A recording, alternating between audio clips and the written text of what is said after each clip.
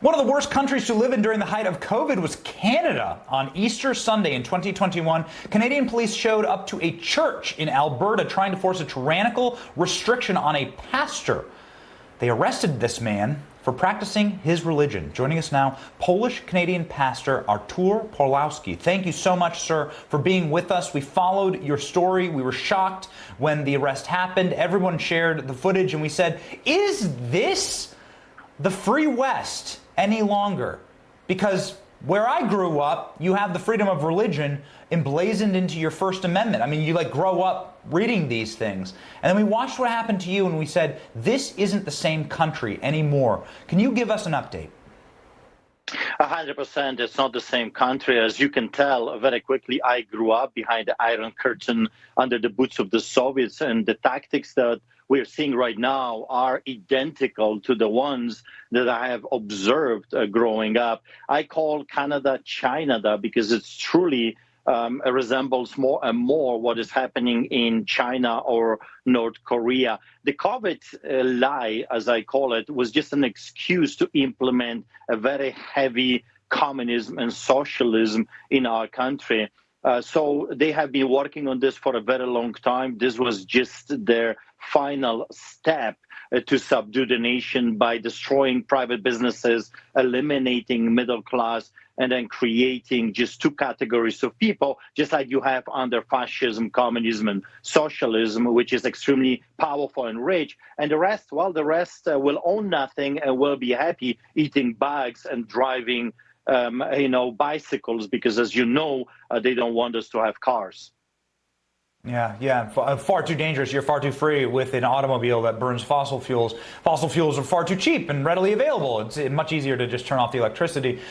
When you watched this happen, and we're going to play this clip again because it's been a couple of years, but when you watched the stormtroopers kick in the door of your church, what was going through your head? Well, I could not believe it. I mean, you can tell when you're listening to my voice, I was shaken. Everything those people were doing was unconstitutional, was against the Criminal Code of Canada. And I said, my God, those people are Nazis. They have zero respect if it comes to the Criminal Code of Canada, Charter Rights and Freedoms out the window, Constitution out the window. They just use this to terrify people. I mean, those are predators. That's what they are. And if you know anything about predators, they always isolate, segregate. They have to terrorize the herd, and then they come for the kill. They're looking for the wounded, separated, isolated. And that's exactly what we have been witnessing in front of our eyes for the past 2.5 years. Mm-hmm. I think it's important to play these clips because it seems like ancient history. You must remind people that these kind of atrocities can happen. Let's show what you went through. Out! Out! Out of this property immediately until you come back with a warrant. Out! Out! Out! Out! Out! Out of this property! Immediately out! Out! Out of this property, you Nazis! Out! Out!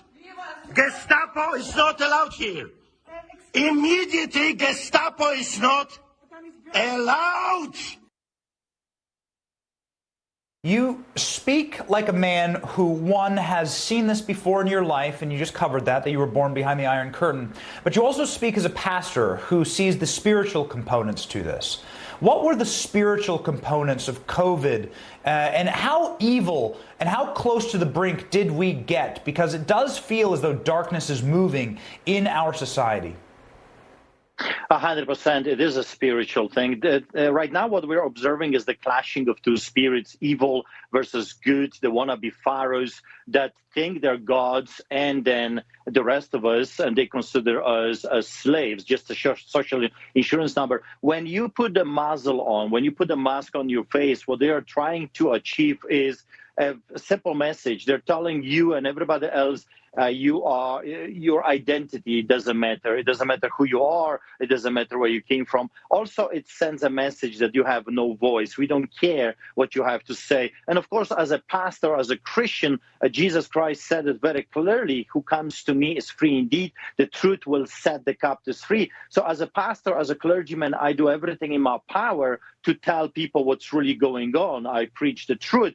The truth, as you know, and I know, and others like us, was deplatformed, censored. They were telling us, follow the science. But the moment you started to follow the science, you were kicked out and you were labeled conspiracy theorist. You were labeled as a crazy man. So the fight is between the truth and the lie. And what we have seen on a global scale was the biggest lie we have ever seen on this side of eternity.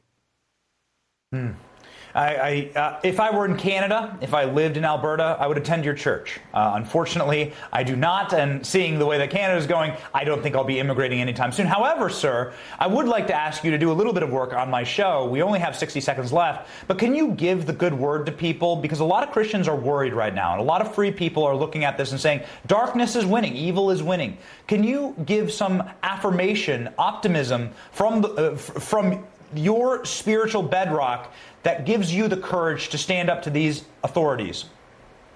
Look, this was my 16th arrest, over 340 tickets, over 100 court cases, and I'm still standing. We know how the story ends. We know we win in the end. Those that stand with God already won. Sometimes the enemy doesn't know it. David didn't stand a chance, and look what happened. He becomes the king. The Goliath was just a mountain. On the other side of the mountain was his destiny. So fear not, the Bible says. The greater is he that is in us than the one that is in them. In the end of the day, the truth wins. We will win. We just have to persevere. So be blessed, stay strong, do not give up. Lions never bow before the hyenas. Lions win in the end.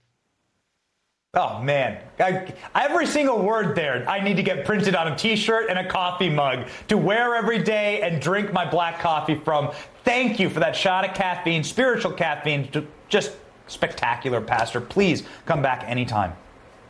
Thank you.